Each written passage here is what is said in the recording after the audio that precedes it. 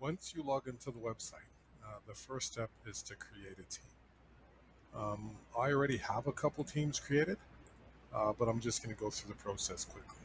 So you just click on Create Team, give your team a name. That's Team 3.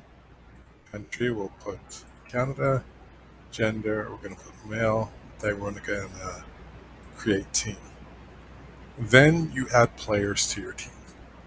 You'll notice on the far right here that there are different options, starters and bench.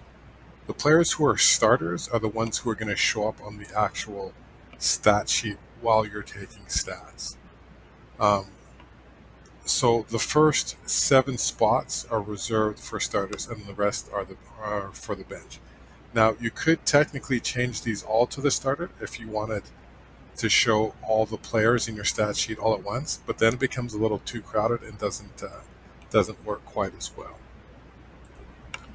But since I already have a couple teams created, I'm not going to go ahead and do that. But what you would do is you put in the player's first name, last name, shirt number. You could put in up to 12 players at a time and then click Add Players. Once you've added all your players, you could go to the dashboard. And then under Your Teams, you click the drop down and you could see the team that I just created. But since I didn't add any players, we're going to use Mavericks Male for this description. So we're just going to click that. And this is actually my son's 14U team. So you can see the players on the team, their shirt numbers. It gives you the option to delete players from here. And you can also add additional players to the team. And from here, you can also delete this team. So now once again, we're going to go back to the dashboard so then we can start taking stats. All right, so under where it says take stats, you'll see basic mode. Eventually, I'm going to probably create an intermediate mode and an advanced mode, but for now, we just have the basic mode, so we're just going to start with that. Okay, so the next step would be to enter the information needed to start the match. The first thing we need is the YouTube URL. I already have it on the clipboard, so I'm just going to cut and paste it in there. Then from your team, we're going to select the team that we want to take stats for. So in this case, we're going to go with Mavericks Male. And the opponent is whoever you're playing against. In this case, I'm just going to type in Jordan Bell, which was my high school team. For the match date, obviously, you would just select the match date. For this example, I'm just going to select today's date and then click Start Match. This then brings us to the actual video stat sheet. Now, because this application is based on YouTube, if you're watching the video, it may start the video from where you left off on YouTube. So you just have to drag the slider and take it back to the beginning. You can see here that we have the video of the game. We have the start clip, the end clip. Here's the substitution procedure that I was telling you about before. And here are all our players and the various statistics. So basically the way the app works is you would click play on this, play on the YouTube video. And then wherever you wanted to start the clip from, you would just click to start clip, whatever time you want to click it. Then what you would do is you would take your stats. Say, for example, Maxim served the first ball and he served it in. You'd click here. Under serve in, say Tyus attacked the ball and had to continue. You go to where Tyus is, under attacks, continue, select that. When the play is over, then you would just click on end clip. And then you would simply submit that. And you would do that for every play.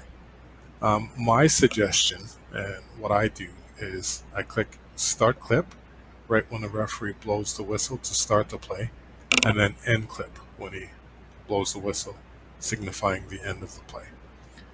You'll also notice that not all the players are listed, and that's because some of them are on the bench.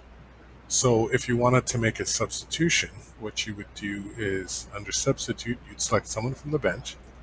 So in this case, let's select Carson, and then you would select somebody who's on the court to substitute. So let's select Maxim. So you can see that Maxim is the player listed here. So when we click substitute, it comes back, he's replaced by Carson. Once you've made all your clips, then you can go to all matches to see the results. Here you'll see a list of all the matches that you've taken stats for. Mavericks versus Gordon Bell was the match that we just did. But since I only did one clip, there isn't a whole lot of information there. So you'll notice in this table that we have a column that's called send link. This is the link that you would send to your players so that they could see the stat sheet, but they wouldn't be able to edit anything. So I'll just show you what that looks like with this other match that we had already completed. So I'm just going to copy this, paste it into a new window,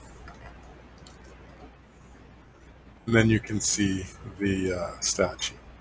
Now on this page, you can see the individual stats for each player. So what this will do is it won't show you this full spreadsheet. It'll only show you the statistics for that individual player. So if we just wanted to see Carson's information, this is what we would send him. And he'll get a page like this, but only his name will be on the page. The rest of these people won't. So you can see Carson had 3 kills, 5 continues, 1 error. If we wanted to watch all 5 of Carson's kills, we would just click the number 3 by the number of kills that he has.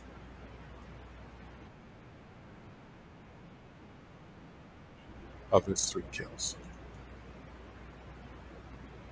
The last thing I want to mention is that, actually, let's go back, and let's go back again.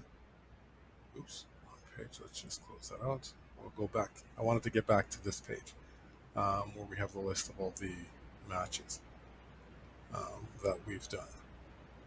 The thing that I wanted to mention is it takes a long time to do the full stats on a match.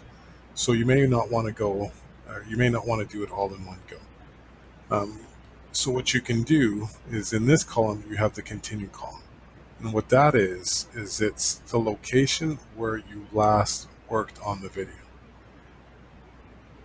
So in this case, the last clip that we did ended at 49 minutes and 21 seconds. If you click this link, it'll take you back to the mode where you can take stats, but it starts where you left off. So then you can just continue taking stats on the same video if you didn't finish it the first time around.